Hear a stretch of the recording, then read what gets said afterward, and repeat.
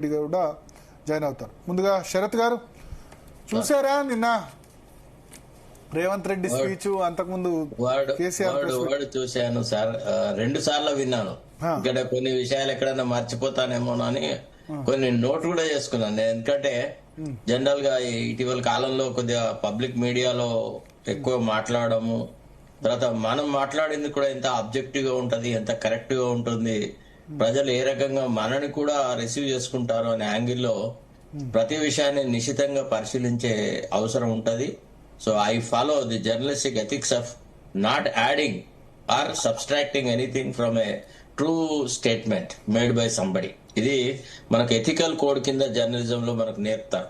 ఏమి, that you are not as a journalist going to write a story, you are only to report the facts of a particular issue అని. So ఆ యాంగిల్లో ఆలోచించినప్పుడు నిన్న ముఖ్యమంత్రి మాట్లాడుతుంటే లైవ్ లో విన్నాను, ఆ తర్వాత మళ్ళీ క్లిప్పింగ్ విన్నప్పుడు ఐ వాజ్ లిటిల్ ఎగాస్ట్. నేను చాలా నిర్ఘాంతపోయినా, నాకు ఒకసారి జలధరించిపోయినంత బాధ అనిపించింది. ఏంటిది, ఒక ముఖ్యమంత్రి భాషేనా ఇది? ఈ రకంగానే మాట్లాడతాడు, సెల్ఫ్ కాంట్రాడిక్టరీ. అంటే I could see frustration on his face. He has now come to understand that his government is a big crapper.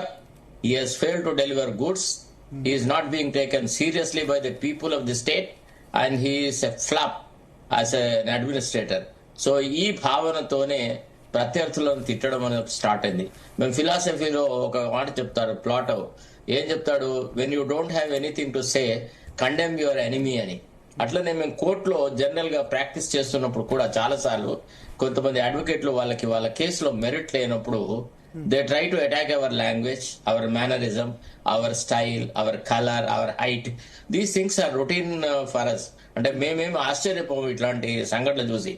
కానీ హోదా, ఇప్పుడు ముఖ్యమంత్రి అనేటువంటి ఒక హోదాలో ఉన్న వ్యక్తి మాట్లాడేటువంటి భాష, తర్వాత అతను ఎంచుకున్నటువంటి వేదిక, తర్వాత రెండోది ఒక పక్క మొట్టమొదటి ఇంట్రొడక్టరీ పార్ట్స్ లోనేమో ఎలక్షన్స్ అయ్యే వరకు రాజకీయం, ఎలక్షన్ తర్వాత రాజకీయం లేదు, అభివృద్ధి ప్రధానమైనది.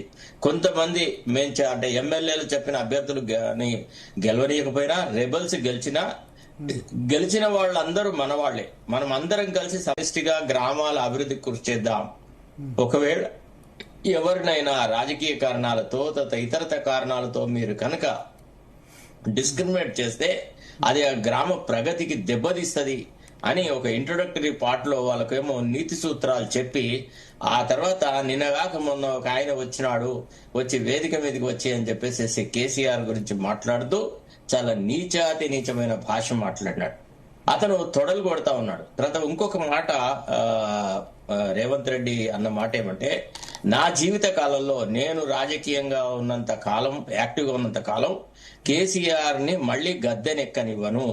తర్వాత కాలకూట విషము అని కేటీఆర్ కుటుంబానికి సంబంధించి ఆయన మాట్లాడిన భాష. తర్వాత సరే, వినమ్రత అనేది అయితే మనం రేవంత్ రెడ్డి నుంచి ఎక్స్పెక్ట్ చేయలేము. Is an utter useless fellow అని చెప్పచ్చు ఒక రకంగా.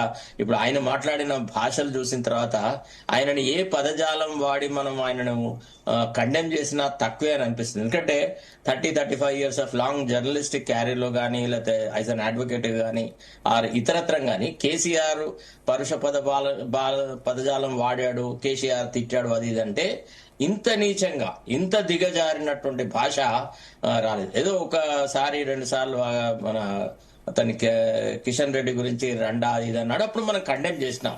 ఎందుకంటే మితభాషి, మృదు స్వభావి అట్లాంటి కిషన్ రెడ్డి గురించి అట్లాంటి పదజాలం వాడము అది కేవలం కేసీఆర్ యొక్క అవివేకానికే తార్కాణము అనేటువంటి మాటలు మనం మాట్లాడినాం. అయితే ఈ స్టేట్మెంట్ ఉంది చూసినారా, ఏది నా జీవిత కాలంలో మళ్ళీ కేసీఆర్ను కానీ, కేసీఆర్ కుటుంబాల్లోని కానీ వాళ్ళని ఎవరిని అధికారంలోకి రాని అనేది, ఇది స్వర్గీయ ఎంజి రామచంద్రన్ గారు అన్నారు. ఎప్పుడైతే when Karunanidhi has expelled him from DMK, he started his own outfit called AIADMK, all India Munnetra Dravida Kazhagam అని పెట్టుకున్న తర్వాత తను ఎన్నికలకు పోయి ముఖ్యమంత్రిగా ఎన్నికైన తర్వాత ఎంజి రామచంద్రన్ అన్నాడు, in my lifetime I will never allow Karunanidhi to touch this position అని. అన్నట్టుగానే కరుణానిధి ఎంజీఆర్ జీవిత కాలంలో ఎన్నడూ మళ్ళీ అధికారంలోకి రాలేదు. అయితే దానికి రకరకాల కారణాలున్నాయి. ఒకటి, ఎంజీఆర్ యొక్క సుపరిపాలన, తర్వాత బహుళ ప్రజాదరణ గల పాలన, తర్వాత పేదవాళ్లకు ఒక పెన్నిధి లాగా, ఒక దేవుడు లాగా ఉండేది. నేను as a student I happen to see him in Delhi. ఏంటంటే అతను ఒక నిరాహార దీక్ష చేస్తున్నాడు. అతను ఏదైతే మధ్యాహ్న భోజన పథకానికి అప్పుడు ఇందిరాగాంధీ నుంచి డబ్బులు అడిగితే కాదని చెప్పి ఆమె డినై చేస్తే హీ హెస్ డన్ సమ్ అన్షన్. అప్పుడు ఆయన అటెన్షన్ చాలా అట్రాక్ట్ చేసినాడు. తర్వాత 10 రాష్ట్రాల అసెంబ్లీని రద్దు చేసినప్పుడు తమిళనాడు కూడా రద్దు చేస్తే తమిళనాడు ఒకటే రాష్ట్రం which returned back AIADMK government, whereas all other states have gone against the ruling parties. అంటే విషయం ఏంటంటే తాను ఒక ప్రాతిపదిక ఎంచుకోవాలి. రాజకీయాలలో ఏ రకమైనటువంటి పరిభాష బాగుంటుంది, ఏ రకమైన నడవడిక బాగుంటుంది, ఎట్లాంటి పరిపాలనను ప్రజలు హర్షిస్తారు అనే విషయంలో అతనికి స్వతహా ఒక అభిప్రాయం ఉండాలి. తర్వాత దురదృష్టకరం ఏంటంటే ఆయన నేను జైపాల్ రెడ్డిని ఫాలో అవుతా అంటాడు. మరి Jaipal Reddy is never known to have use this kind of language. పోనీ స్వర్గీయ రాజశేఖర్ రెడ్డిని ఒక ఐడియల్ గా తీసుకుంటాడు. వారు కూడా ఎప్పుడు ఇట్లా మాట తోలు తీస్తా అన్న వర్డ్ని పట్టుకుని నా తోలు తీస్తావా అని మొదలు పెట్టాడు. సరే, ఇగో ఇప్పుడు ఒక విషయం చెప్పిన తోలు తీస్తా అని అనడము అంటే ఒకటి గుంభనంగా ఉండడము, హుందాగా ఉండడము, హుందా తరహా ప్రవర్తించడము, తర్వాత ఒక మర్యాద పూర్వకమైన భాష మాట్లాడడం అనేది ఇటు కేసీఆర్ కి రాదు, రేవంత్ రెడ్డికి రాదు. ఇద్దరు ఒక రకంగా నోరుజారుడు టైప్ ఆఫ్ పర్సన్సే. అయితే ఇప్పుడు ప్రాబ్లం ఎక్కడ వస్తుందంటే కొన్ని సందర్భాలలో పెద్దవాళ్ళు అంటే ఒక 65-70 ఏళ్ల వయసున్న వాళ్ళు ఏదైనా పొరపాటు చేసినా అరే పోనీరా ముసలోడు అని కొద్దిగా మన సమాజంలో కొంత క్షమించేటువంటి స్వభావం ఉంటది. కానీ అభివృద్ధిలోకి వస్తూ మొట్టమొదటిసారిగా ఒక అవకాశం వచ్చి ఒక చిన్న వయసులో ముఖ్యమంత్రి అయిన వ్యక్తి ఇట్లాంటి అడుసుదొక్కే పనులు చేస్తే కొద్దిగా బాధాకరం అనిపిస్తుంది. తర్వాత ఇతను what kind of example he wants to lead to the society. వాళ్ళ కొత్త వాళ్ళు రాజకీయాలకు వచ్చినారు. ఆయన అక్కడే చెప్పినాడు ఏమని, 24 ఏళ్ల మౌనిక అనేట ఆమె ఈనాడు సర్పంచ్ అయింది, ఆమె చక్కగా పరిపాలించాలి అది ఇదని ఆమెకు ఆయన ఆశీర్వాదాలు చెప్పినాడు. మరి ఆశీర్వాదాలు విన్న తర్వాత ఈ భాష విని ఆ మౌనిక ఏం పాటించాలా? రేపటి నుంచి గ్రామ పంచాయతీలో కూర్చొని ప్రత్యర్థి వార్డు మెంబర్లు అందరినీ బూతులు తిట్టాలా, లేకపోతే చెప్పుతో కొట్టాలా, లేదా ఏం చేయాలా? అసలు అంటే ఒక రకంగా చెప్పాలంటే ఇది చాలా నీచమైన ప్రవర్తన. తర్వాత రెండవది, రేవంత్ రెడ్డి ఒక కల అంటా ఉన్నాడు, నేను మళ్ళీ రెండోసారి అధికారంలోకి వస్తానని.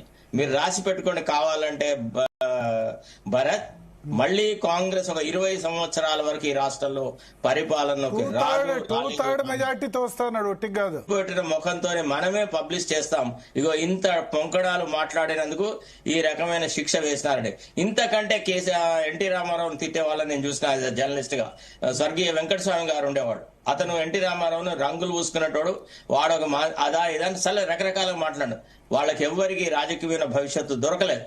ప్రజలు ఎన్నడూ హర్షించలేదు ఈ రకమైనటువంటి ప్రవర్తన. ప్రజలు ఎప్పుడు కూడా ప్రజానాయకుల్లో ఒక వినమ్రత, ఒక మృదు స్వభావము, కొద్దిగా రెసిప్రోసిటీ, ఒక్కొక్కసారి వాళ్ళ ముందుకు వచ్చిన వాళ్ళు కూడా పరుష పదజాలం వాడినప్పుడు అట్లా మాట్లాడద్దయ్యా, అది పద్ధతి కాదు అని చెప్పిన రాజకీయ నాయకులను చూసినాం. కానీ రేవంత్ రెడ్డి లాగా ఇంత బరిదెగించి బజార్న పడ్డ భాష మాట్లాడడం. ఇవాళ మనము ఏదంటే నల్లాల దగ్గర నీళ్ల కోసం కొట్లాడుకునేటాళ్ళు కూడా ఇంత నీచమైన భాష మాట్లాడారు. ఇక ఇంతకంటే రేవంత్ రెడ్డి యొక్క ఉపన్యాసాన్ని మనము క్యారెక్టరైజ్ చేయడం గానీ దాన్ని ఎనలైజ్ చేయడం గానీ సాధ్యం కాదేమో అని అనిపిస్తుంది భరత్.